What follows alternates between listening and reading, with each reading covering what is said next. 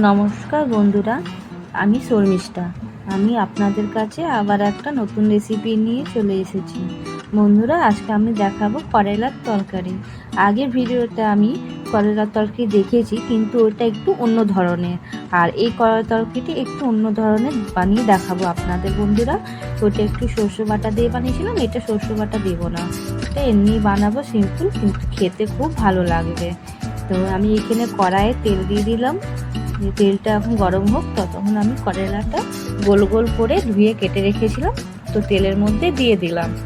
করলাটা বেশি পাতলাও কাটিনি, বেশি মোটাও কাটিনি বন্ধুরা। তো দেখেন, এখন আমি লাল লাল করে ভেজে নেব বন্ধুরা। আপনারা কিন্তু করলাটাকে লাল লাল করে ভাজবেন, তবে তরকারিটা কিন্তু তিতো হবে না। আর লাল করে না ভাজলে কিন্তু তিতো হয়ে যায়। তো আমি একটু লাল করে বেশি করে ভেজেছি। তো দেখেন, এমনি করে ভেজে আমি নামিয়ে নেব।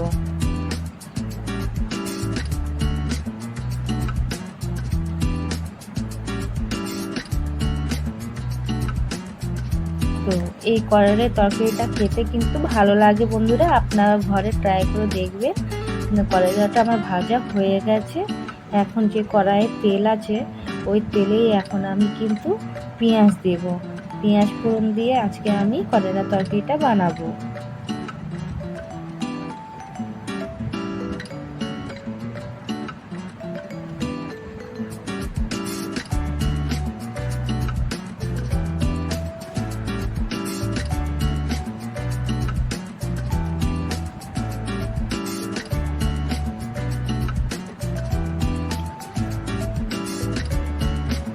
দেখেন, পেঁয়াজ আমি কিন্তু দুটো বড় বড় পেঁয়াজ কেটে দিয়েছি বন্ধুরা।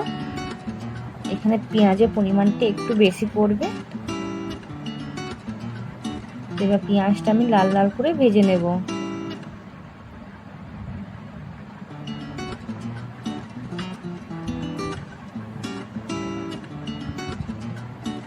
করলার তরকারি বলেন বা ভাজা বলেন, করলার মধ্যে যদি পেঁয়াজ বেশি করে দেওয়া হয়, তার তিতোটাও কম লাগে।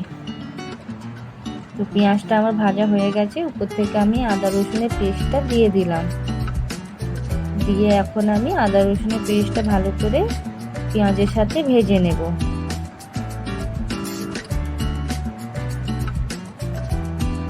এরপর উপর থেকে কিন্তু আমি হলুদ দিলাম, শুকনো লঙ্কার গুঁড়ি,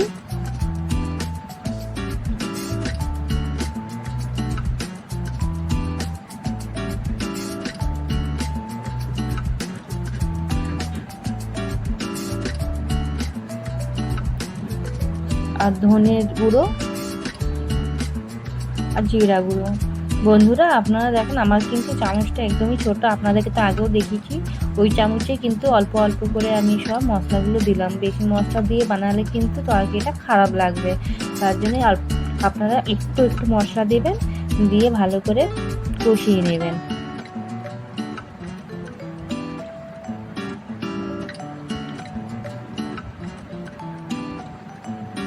আমি মশলাটাকে ভালো করে কষিয়ে নেব বন্ধুরা।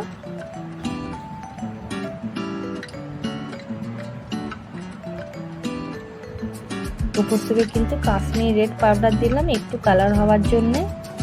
ঝাল কিন্তু আপনারা আপনাদের পরিমাণ মতো নিয়ে নেবেন।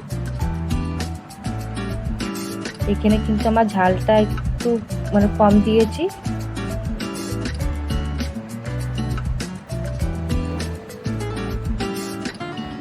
আর কালার করার জন্য কাশ্মীরি রেড পাউডার দিয়েছি। আর এখানে আমি দুটো টমেটো দিলাম বন্ধুরা।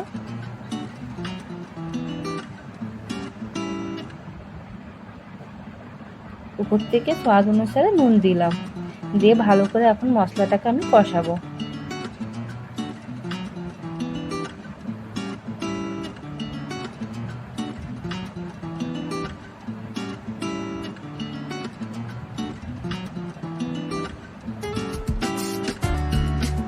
মশলা থেকে কিন্তু তেল ছেড়ে এসেছে।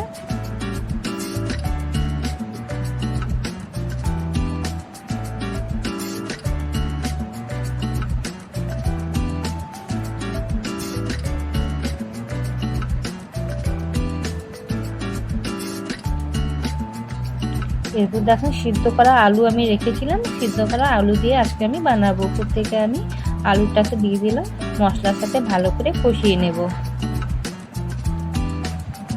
একটু আলুগুলো খুন্তি দিয়ে কেটে কেটে নিলাম বন্ধুরা।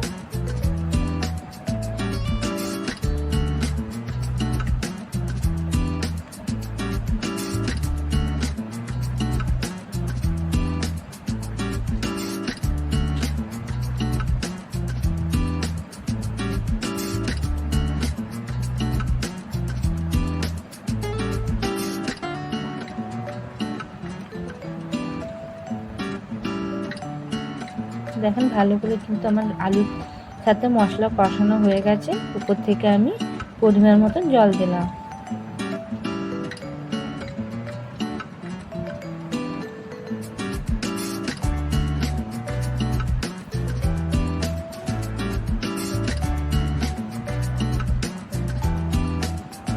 এই তরকারিটা কিন্তু আপনার গরম গরম রুটি বা ভাতের সাথেও ভালো লাগে।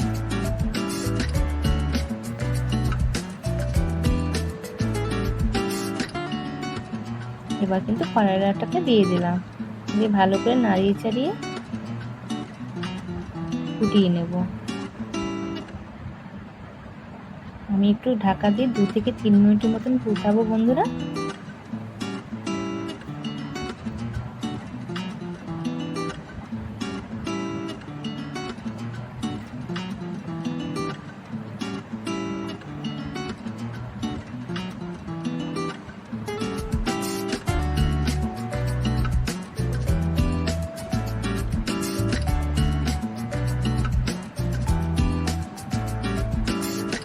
আমার কিন্তু কড়াইয়ের তরকারিটা হয়ে গেছে। যদি ভালো লাগলো তাহলে লাইক, শেয়ার, সাবস্ক্রাইব করে দেবেন, কমেন্ট করে জানাবেন কেমন হয়েছে।